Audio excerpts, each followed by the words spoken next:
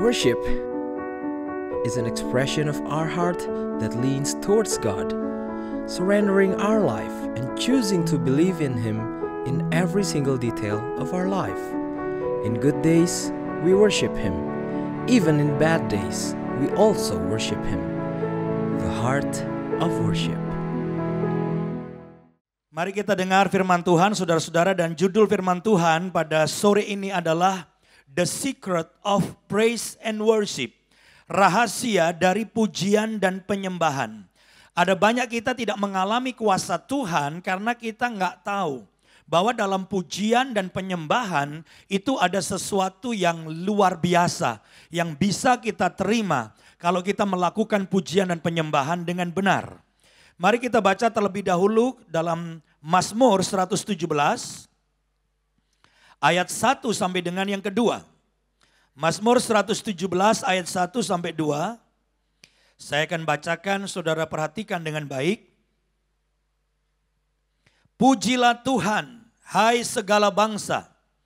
Megahkanlah Dia, hai segala suku bangsa. Ayat 1 memberitahu kepada kita bahwa pujian dan penyembahan itu perintah. Pujian dan penyembahan itu bukan pilihan. Kalau saya suka, kalau saya lagi senang, saya akan memuji Tuhan. Tapi kalau saya lagi susah, saya nggak senang, saya nggak puji Tuhan. Kita tidak bisa seperti itu karena dikatakan pujilah Tuhan, hai segala bangsa. Jadi dengan jelas Alkitab memberitahu bahwa memuji dan menyembah Tuhan adalah sebuah perintah. Yang setuju katakan amin. Lalu ayat yang kedua, saudara-saudara, ini adalah alasan kenapa kita memuji dan menyembah Tuhan. Saya baca ayat yang kedua, sebab kasih-Nya hebat atas kita dan kesetiaan Tuhan untuk selama-lamanya. Haleluya. Jadi kalau ayat 1 adalah perintah untuk memuji dan menyembah Tuhan, ayat 2 adalah alasan dan dimulai dengan kata sebab kasih-Nya hebat atas kita. Ada banyak orang yang mungkin mengasihi saudara. Tapi tidak ada orang yang mengasihi kita seperti Yesus. Enggak ada orang yang mengasihi kita dan rela memberikan nyawanya, menderita luar biasa di atas kayu salib, mencurahkan darahnya untuk menebus kita. Makanya dikatakan kita layak memuji menyembah Tuhan karena kasih-Nya hebat atas kita. Dan lanjutnya dikatakan apa? Dan kesetiaan Tuhan untuk selama-lamanya. Jadi bukan Tuhan itu penuh kasih dan kasih-Nya hebat. Tapi lebih daripada itu Tuhan punya kesetiaan. Dan dikatakan kesetiaan Tuhan ini untuk selamanya. Saudara mungkin punya pegawai yang setia. Udah kerja 5 tahun, 10 tahun. Wah ini pegawai saya yang setia Pak, udah 20 tahun. Mungkin di sini ada punya pembantu yang sejak saudara kecil. Udah membantu di rumah saudara sampai sekarang udah 30 tahun, 40 tahun. Wah dia pegawai pembantu yang setia. Tapi saya kasih tahu dalam kondisi-kondisi tertentu. Orang-orang yang setia pada kita akan meninggalkan kita. Tetapi yang luar biasa Alkitab berkata, sekalipun kita tidak setia, Allah tetap setia. Kita pernah meninggalkan Tuhan. Kita pernah tidak setia kepada Tuhan. Tapi yang luar biasa mengapa Tuhan tidak pernah meninggalkan kita? Karena Dia tidak pernah mengingkari janjinya. Alkitab berkata sekalipun kita tidak setia, Allah tetap setia. Bisakah kita memberikan kemuliaan bagi Allah yang setia dalam segala keadaan? Nah, kata pujian itu di dalam bahasa Ibrani disebutkan dengan berbagai macam kata. Tapi di dalam bahasa Indonesia semuanya diterjemahkan pujian. Saya ingin secara cepat memberitahukan atau menyampaikan apa saja sih kata Ibrani yang diterjemahkan menjadi kata pujian. Yang pertama saudara-saudara, pujian itu sebenarnya dari kata halel. Halel itu artinya menyanjung, membanggakan. Kemungkinan dari kata halel inilah kita mengenal kata haleluya. Karena haleluya itu juga artinya menyanjung, meninggikan dan memuji Tuhan. Dan memang Tuhan layak disanjung dan Tuhan layak dibanggakan karena kasih-Nya dan kesetiaannya. Yang setuju katakan amin. Pujian juga diterjemahkan dari bahasa Ibrani dari kata toda atau yada. Ini hampir sama. Toda atau yada itu artinya adalah mensyukuri kebaikan Tuhan. Saudara ngalami kebaikan Tuhan, pertolongan Tuhan, mesti celaka nggak celaka. Atau saudara mengalami pemeliharaan Tuhan dan berkat Tuhan yang luar biasa. Kita mensyukuri kebaikan Tuhan itu toda atau yada. Itu juga diterjemahkan dengan kata pujian. Pujian juga diterjemahkan dari kata Ibrani yaitu kata tehila. Tehila itu pujian pengagungan. Karena Allah kita tuh agung, Allah kita tuh besar. Saya nggak tahu apakah saudara pernah ngelihat pemandangan yang begitu bagus entah dari puncak gunung misalnya.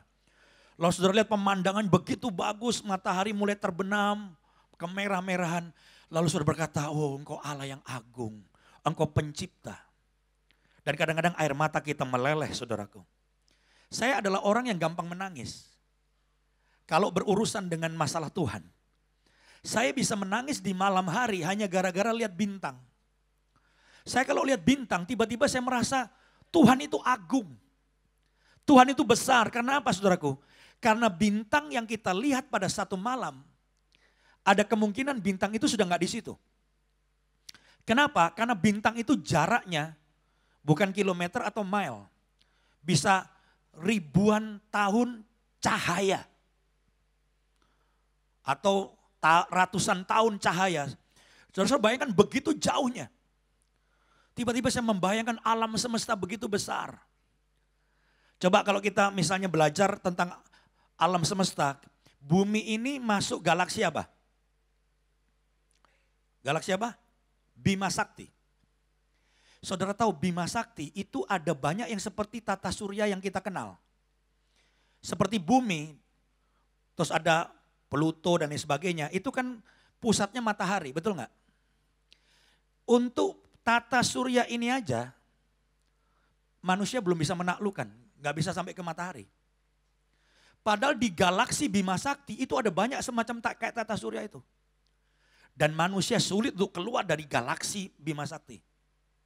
Saudara tahu di alam semesta ini ada begitu banyak galaksi. Andromeda di sekitarnya. Jadi alam semesta itu sangat besar. Bumi yang kita tinggali dibandingkan alam semesta itu kayak debu. Betul gak? Lah kalau bumi itu kayak debu. Di dalamnya ada miliaran manusia. Kira-kira saudara saya itu kayak apa saudaraku? Debunya debu. Wah debunya debu. Jadi saya kadang-kadang heran, ada orang bisa jalannya petetang-petetang gini kayak gak bisa mati saudara. Saya bingung itu, apa dia gak tahu Tuhan itu besar, Tuhan itu agung. Tuhan menciptakan langit bumi yang luar biasa.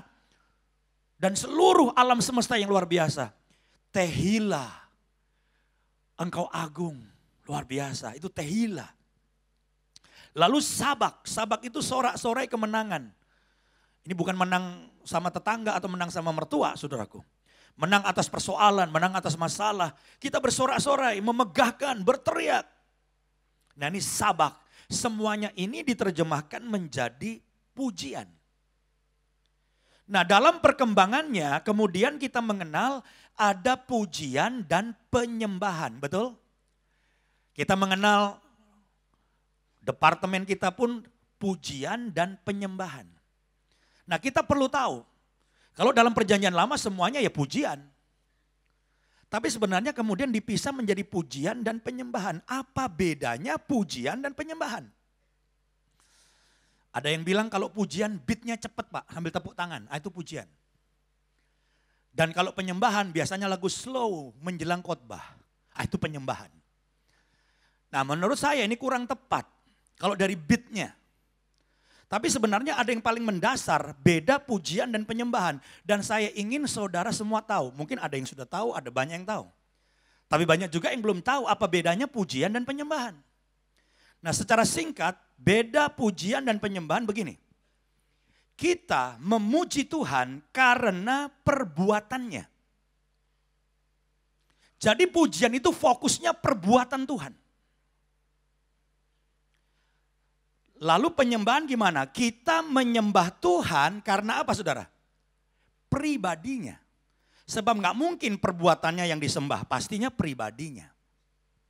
Nah, saya mau tes apakah saudara nangkep penjelasan saya yang singkat ini. Saya kasih contoh beberapa lagu, nanti saya tanya, ini masuk pujian apa masuk penyembahan? Semua siap? Jangan ada yang ngantuk ya. Saya mau nyanyi ini.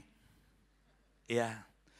Terima kasih Tuhan untuk kasih setiamu yang ku alami dalam hidupku. Terima kasih Yesus untuk kebaikanmu sepanjang hidupku. Terima kasih Yesusku dan seterusnya. Ini masuk apa? Jangan jawab dulu.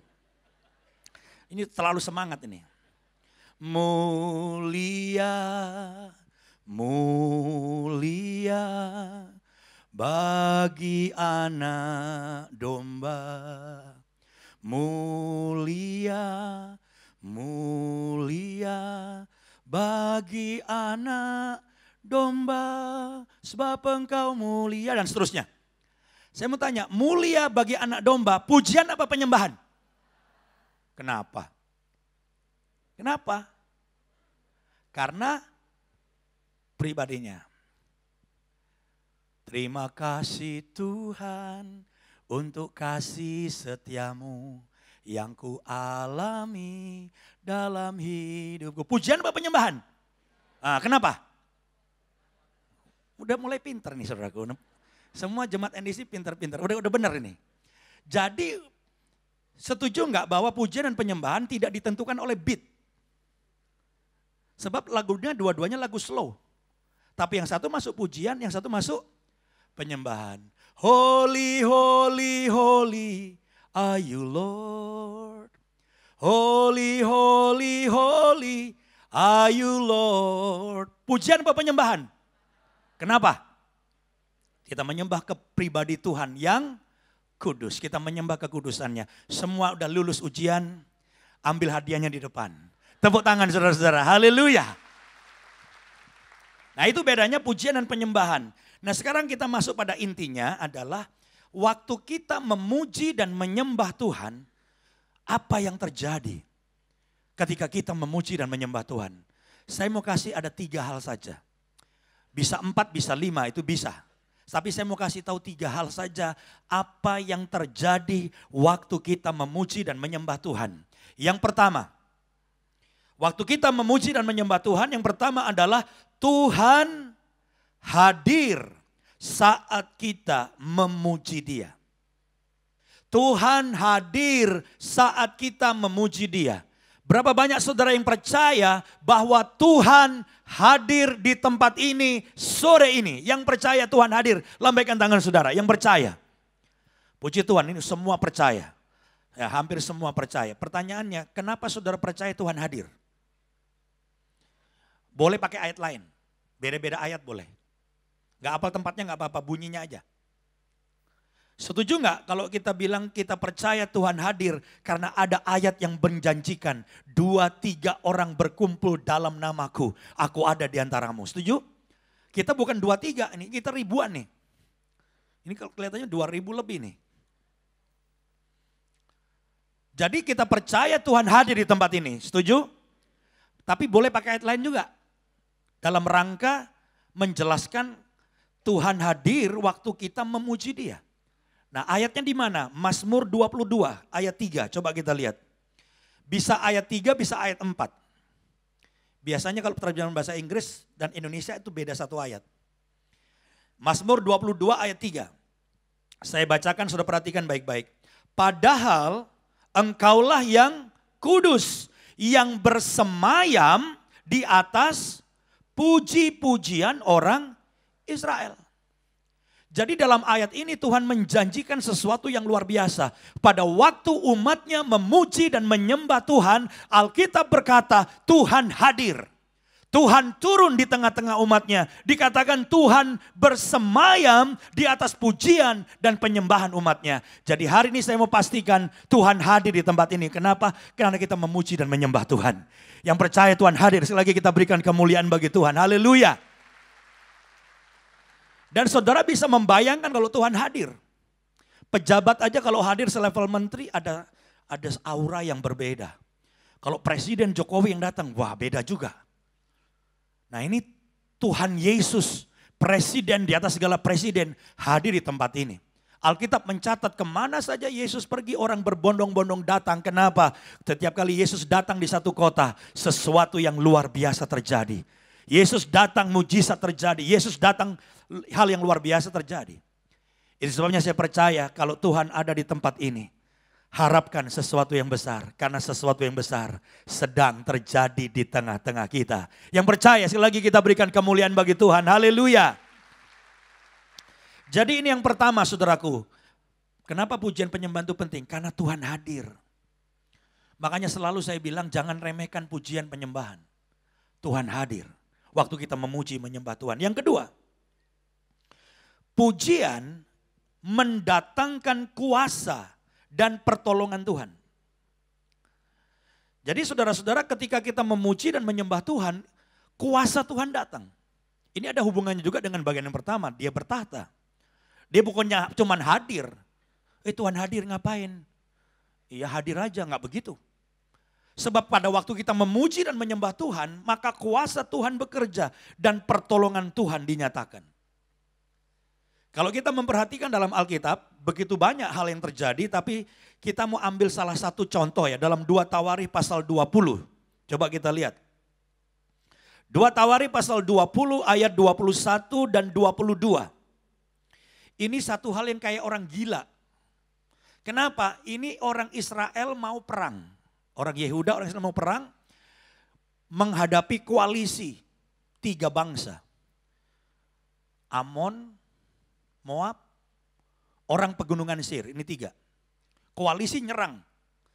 Mereka bukannya disibukkan untuk memilih prajurit-prajurit yang hebat, tapi justru mereka memilih anggota paduan suara. Pilih choir. Makanya choir jangan macam-macam, ini luar biasa nih. Choir ini, orang mau perang pilih choir. Nah baca ayatnya, 2 Tawarikh 20 ayat 21 sampai 22.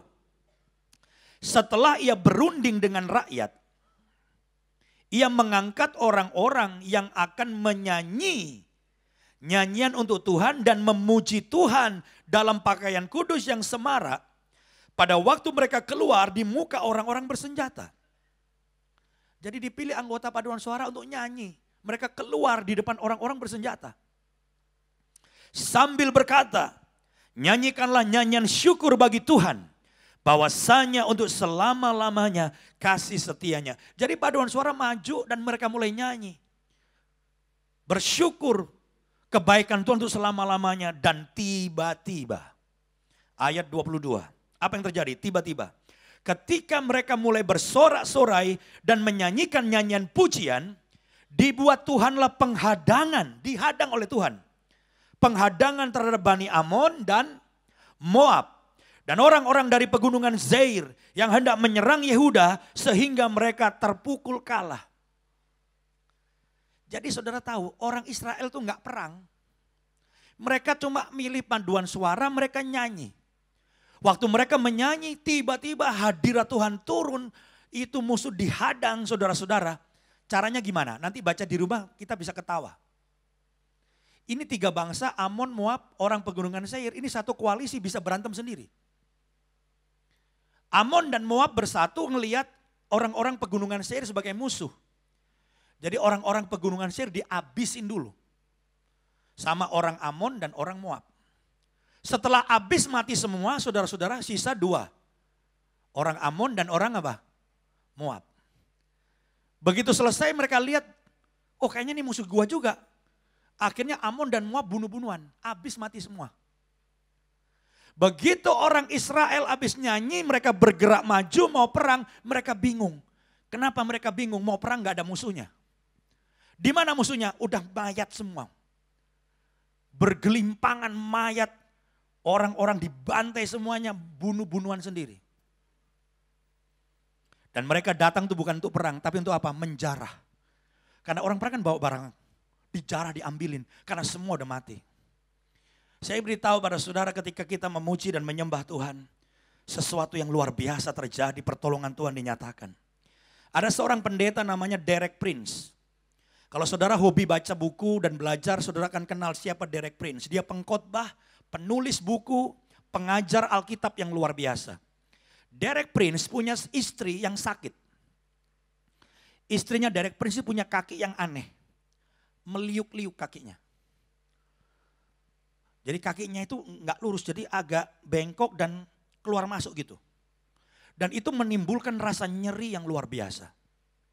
Seringkali kalau begitu sakit, istri dari Derek Prince dia pukulin kakinya. Sambil dia bilang, ini kaki sialan katanya. Ini kaki bikin saya sakit, ini kaki membuat saya menderita. Sudah berdoa bertahun-tahun. Derek Prince mendoakan istrinya juga bertahun-tahun, istrinya gak sembuh. Satu pagi, ketika Derek Prince berdua dengan Tuhan di kamarnya, dia lagi doa. Tiba-tiba hadirat Tuhan turun. Dan tiba-tiba Roh Kudus berbicara dalam hatinya. Hambaku berhenti mengeluh tentang penyakit istrimu, tentang kaki istrimu. Dan berhenti memohon kesembuhan. Mulai hari ini kamu mengucap syukur dan pujilah Tuhan. Aku akan menyembuhkan kaki istrimu. Wah, begitu gembira dia sempat bangun. Dari duduknya dia lari cari istrinya, mam. Tapi orang Inggris gak tahu, yang gitu gimana, pokoknya panggil. Ma, Tuhan baru bicara sama saya, Roh Kudus baru bicara. Istri tanya, Tuhan ngomong apa? Kita berhenti ngomel, kamu berhenti minta. Sembuh. Terus suruh apa? Suruh mengucap syukur, suruh memuji Tuhan. Dan itu dilakukan oleh mereka sejak pagi itu. Mereka pegangan tangan mulai nyanyi, aku bersyukur. Karena Tuhan baik. Aku memuji Tuhan, karena Tuhan baik. Saudara tahu sejak hari itu, kakinya yang gak karu-karuan itu mulai lempeng saudaraku. Sakitnya mulai hilang. Dan waktu saya baca itu diceritakan oleh Derek Prince bahwa kaki istrinya sembuh total sempurna. Bukan karena diapa-apain, bukan karena ngomel, bukan karena minta, tapi memuji Tuhan dan bersyukur. Dan kesembuhan terjadi. Yang percaya katakan amin. Berikan kemuliaan bagi Tuhan. Haleluya. Mungkin ini waktunya kita gak ngomel dengan masalah kita, tapi kita mulai bersyukur dan memuji Tuhan. Dan kuasa Tuhan akan bekerja dalam bisnis saudara, dalam rumah tangga saudara, dalam penyakit saudara, dan kesembuhan akan terjadi. Nah, di dalam perjanjian baru, ada kasus peristiwa seperti yang perjanjian lama. Tadi di mana Tuhan menghadang Bani Amon, Moab, dan orang Seir. Dalam perjanjian baru kita bisa lihat Kisah Rasul 16. Ini pengalamannya Paulus dan Silas waktu dipukulin. Mereka memberitakan Injil, mereka dianiaya, dipukulin dan dimasukin penjara. Bayangkan sudah melayani, dipukulin. Berat saudara. Kalau saya kan sambil khotbah, saya ada harapan ntar malam diajak makan saya. Ini udah pelayanan, udah khotbah, udah KKR, digebukin saudara. Udah digebukin, dilemparkan ke penjara. Mungkin kalau tanggung-tanggung imannya udah pasti ngomel, menyalahkan Tuhan. Tapi ayat ini bilang begini, Kisah Rasul 16 ayat 25 dan 26. Tetapi kira-kira tengah malam, dalam kondisi babak belur, Paulus dan Silas berdoa. Dan baca sama-sama, dan apa? Menyanyikan puji-pujian kepada Allah. Dan orang-orang hukuman lain mendengarkan mereka. Kok bisa dengar? Yang memang di penjara nyanyinya.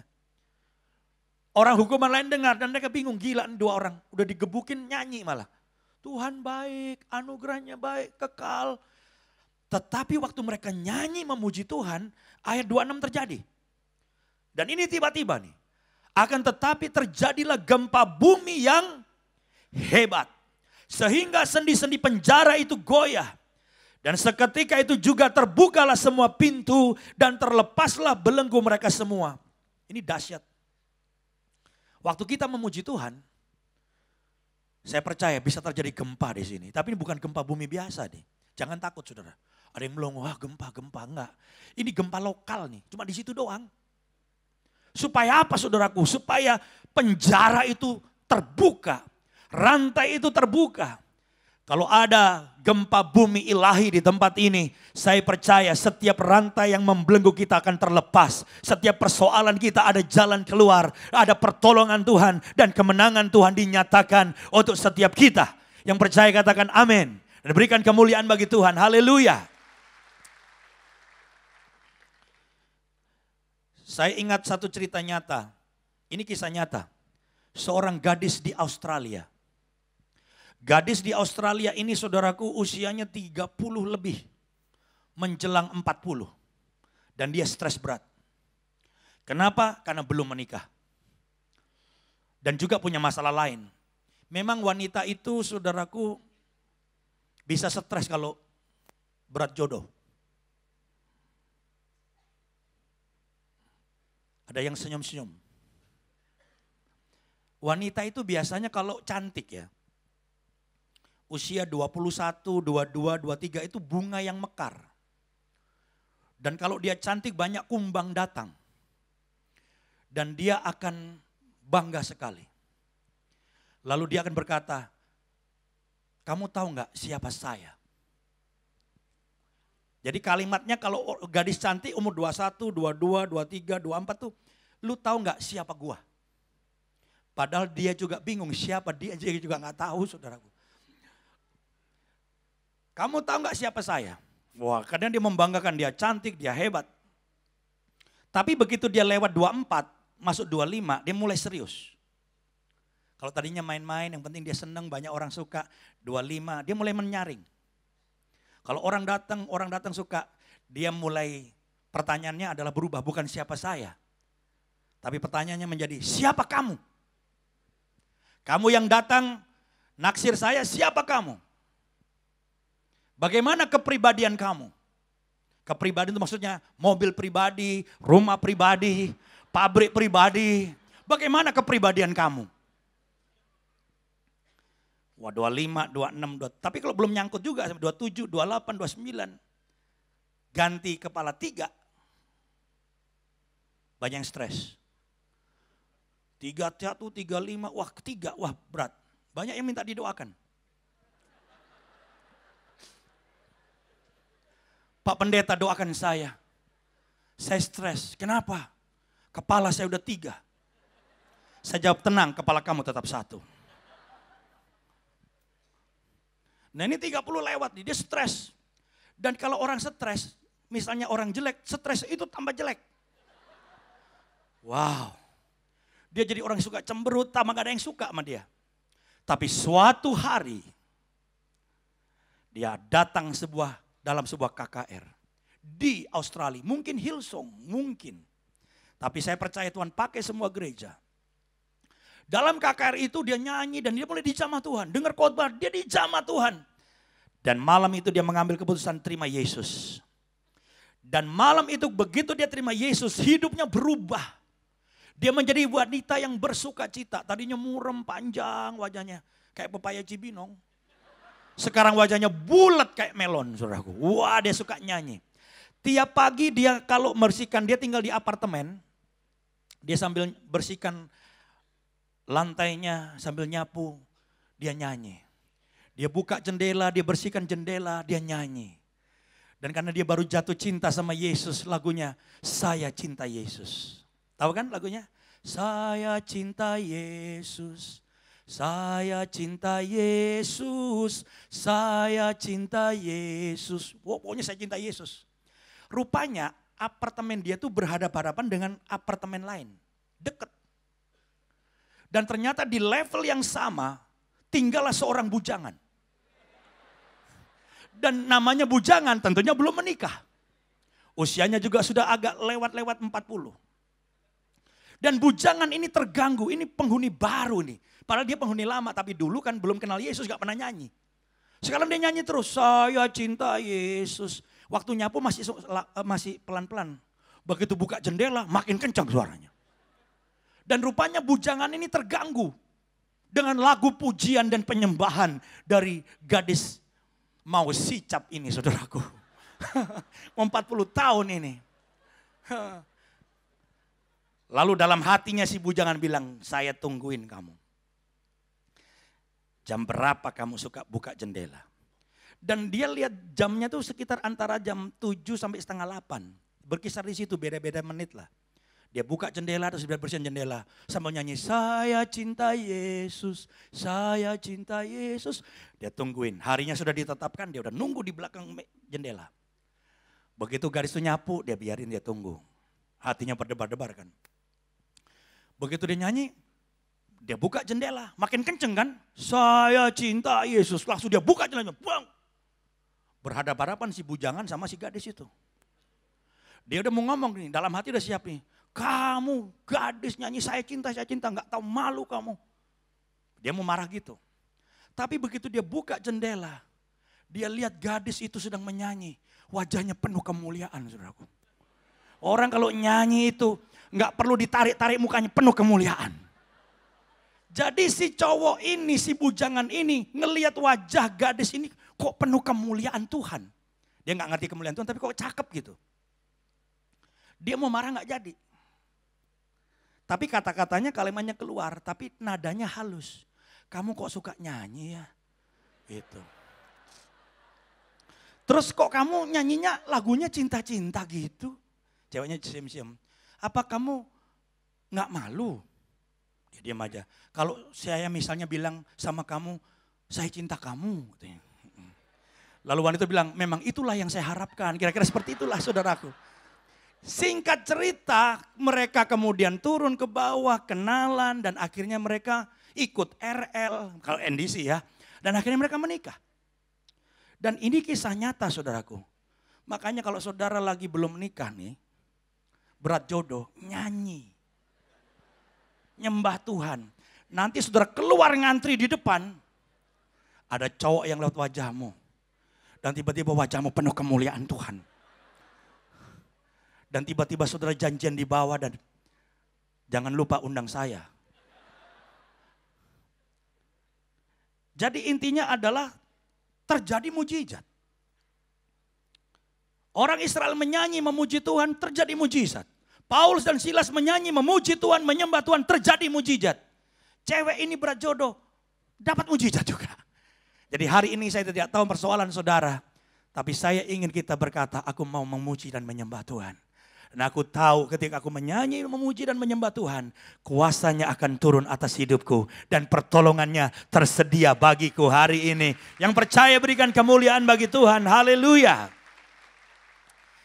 Yang ketiga, yang terakhir. Apa yang terjadi waktu kita menyanyi dan memuji Tuhan? Kita perlu tahu bahwa pujian adalah senjata peperangan rohani. Ternyata Tuhan itu memberikan kepada kita senjata. Tapi ini bukan senjata biasa. Ini senjata peperangan rohani. Kenapa? Karena kita punya musuh. Kalau disebut dengan perang kita punya musuh. Siapa musuh kita? Selalu saya katakan jangan sampai salah pilih musuh. Musuhmu bukan mertuamu, bolak-balik saya bilang. Musuhmu bukan mantumu, musuhmu bukan teman di kor, musuhmu bukan tetanggamu di kompleks, musuhmu bukan tante yang di seberang jalan yang jengkelin saudara. Bukan, musuh saudara cuma satu. Musuh kita adalah iblis. Alkitab berkata iblis itu mengitari saudara seperti singa yang mengaum-ngaum menunggu engkau lengah dan mau menelan saudara, mau menghancurkan hidup saudara dan keluarga saudara. Nah bagaimana kita mengalahkan iblis? Nah kita baca ternyata Tuhan kasih senjata. Mazmur 8 ayat 2. Perhatikan ya saya baca ya.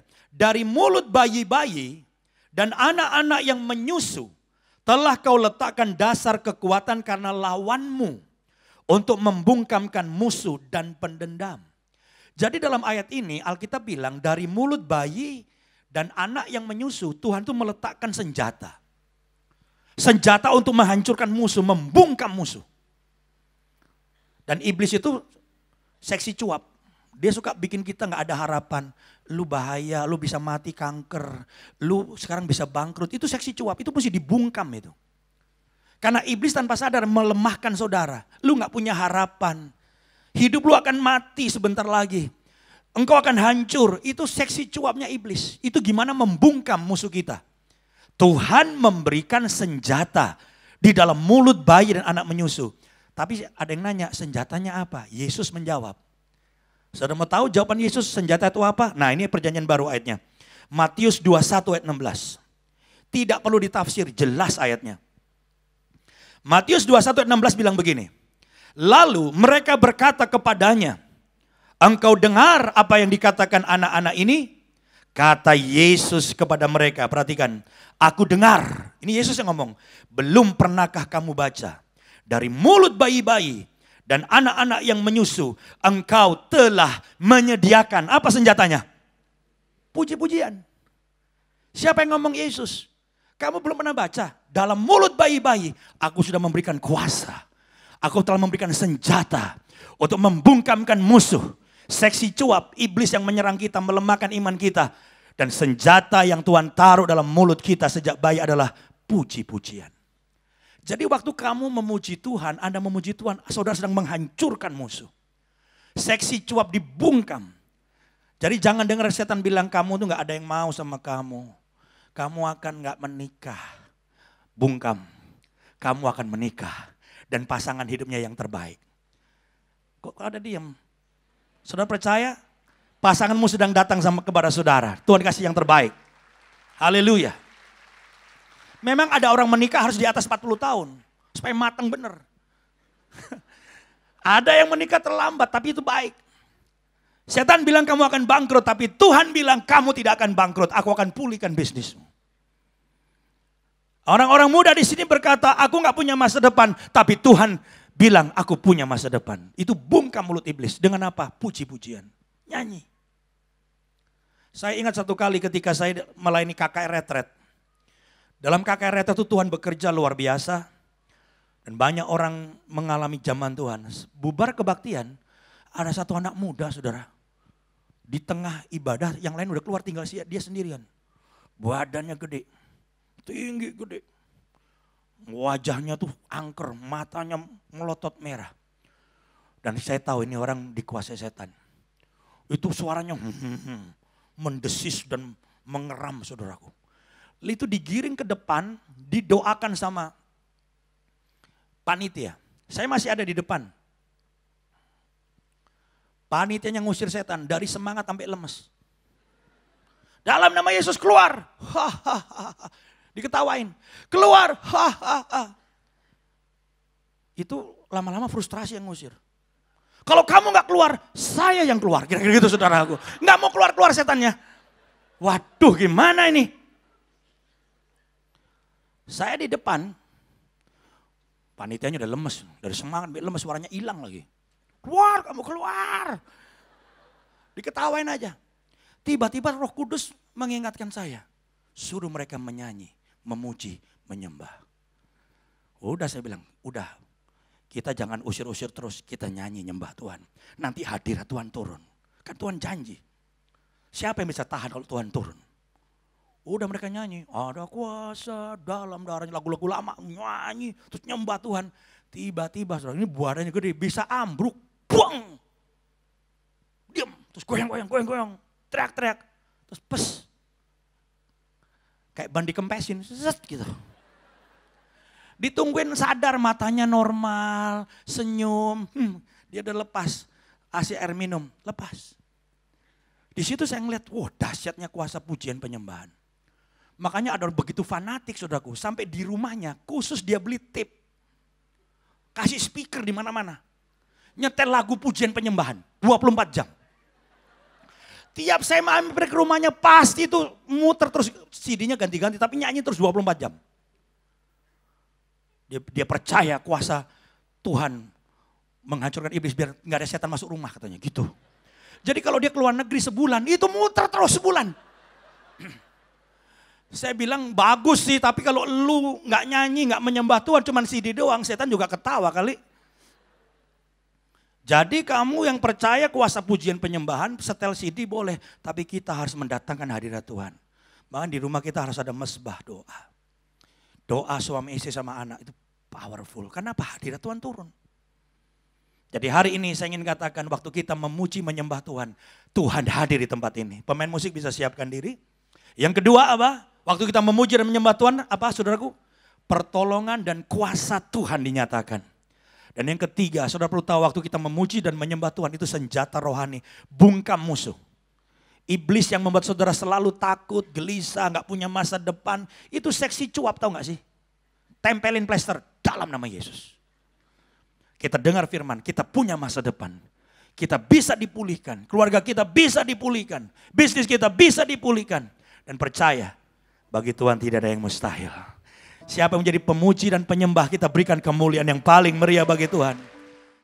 The Heart of Worship.